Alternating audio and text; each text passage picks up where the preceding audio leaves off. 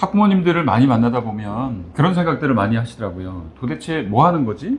어떤 프로그램이지? 컨설팅을 통해서 아이도 만족하고 컨설팅 받는 동안에 크게 성장을 한다거나 네. 의외의 진로를 찾는다거나 그렇죠. 예, 그리고 부모님들이 기대했던 것보다 더 행복을 느꼈을 때 그렇죠. 만족감을 느꼈을 네. 때 도대체 뭔데 네, 그렇죠. 어디 가서 뭘 했는데 네. 이런 궁금증을 많이 가지시더라고요. 네, 그죠? 네, 그렇죠. 그래서 많이들 물어보시는데 그 궁금증을 해결해 보도록 할게요. 네네. 네, 대상이에요, 대상. 대상. 어떤 대상으로 하고 최종의 타이밍이 좀 필요할 것 맞아요, 같은데 맞아요. 그때 그 컨설팅을 받으면 가장 효과가 있을까? 네, 그게 가장 궁금한 것 같습니다. 네네. 네, 어떨 때일까요? 타이밍은 제가 딱 이야기 드릴 수 있어요. 네, 어떨 때죠?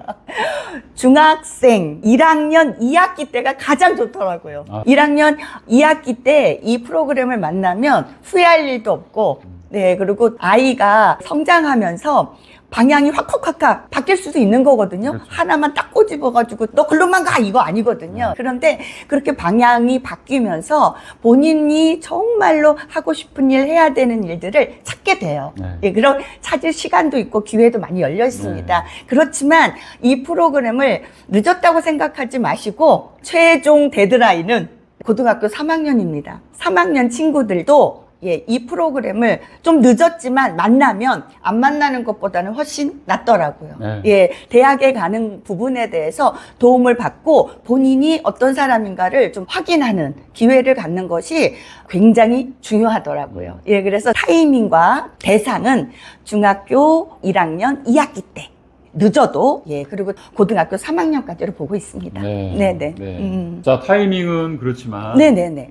실질적인 내용도 굉장히 중요하죠. 내용들을 많이 궁금해하세요. 네. 도대체 어떻게 거기 하는 가가지고 뭐 하는 건데? 무슨 짓을 했길래 특허는 내놓고 이 프로그램을 하는데 그리고 또 저희 그 프로그램 이름이 좀 길고 어려워요.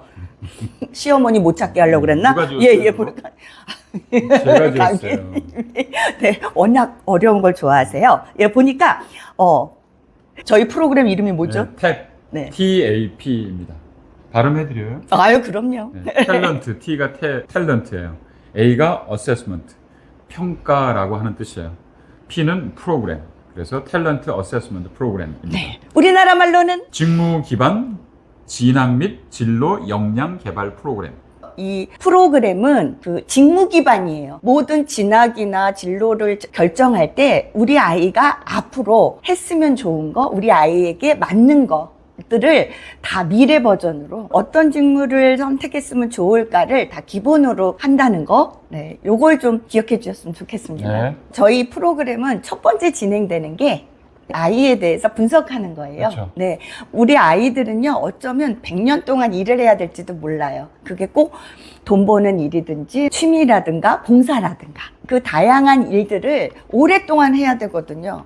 평균 수명이 그만큼 길어졌기 때문이죠. 그렇죠. 네, 그래서 본인의 어떤 그 타고난 기질이나 본인이 가장 싫어하는 거 이런 것들을 피해갈 줄 알아야 되거든요. 당연하죠. 네, 네. 그래서 본인에 대해서 분석을 하는데 직무 기반으로 분석을 하는 거죠. 이 아이만이 가지고 있는 네, 고유의 특성. 본질들을 분석을 해서 싫은 거, 약한 것들은 피해가고 그렇죠. 강한 것들은 살리는 겁니다. 네. 네, 그래서 모든 프로세스의 기반이 되는 게 이 아이에 대한 분석입니다. 네. 네, 분석은 진단 도구도 예, 저희가 따로 개발한 것이 있고요. 아이에 맞게끔 컨설팅을 해드립니다. 가장 중요한 건요, 아이를 만나면서 관찰하는 거예요. 전문가가 중요하죠. 관찰하는 너무 겁니다. 중요해요. 부모님들이 발견하지 못하는 아이의 강점, 그리고 약점들을 발견하는데 의미와 중요성이 있습니다. 그 다음에 두 번째예요. 이 아이에 대해서 알았으면 이 아이가 앞으로 어떤 일을 했으면 좋은지에 대한 정보를 주기도 하고 같이 이야기도 나눠보고 여러 가지 정리도 해. 그리고 이 과정에서는요, 창업도 한번 해봐요. 머릿속으로 시뮬레이션 한번 해보는 거죠. 기존에 있는 직업과 앞으로 미래에 생길 직업들을 더하고 빼고 이렇게 해서 나만이 할 수 있는 새로운 직업들을 만든답니다. 이런 시간을 아이들이 되게 좋아해요. 막 카드 가지고 여러 가지 쓴 거 가지고 선생님 이건 어때요? 저건 어때요? 그러면서 되게 신나해요. 그 다음에는 이제 그 직업을 정했으니까 내가 할 일을 정했으니까 이거에 맞는 이 직업에 도움이 되는 학과를 정하는 거예요. 그렇죠. 네, 그래서 전공을 정할 때는 학습 로드맵을 짤 때는 어떻게 공부해야 되는지, 어떻게 본인이 성장하고 본인을 개발해야 되는지 결정을 하게 됩니다. 그래서 이 부분과 전공을 연계하는 거죠. 네 번째 단계예요. 학과를 정했으면 그 다음에는 대학을 한번 보는 거죠. 대학도요.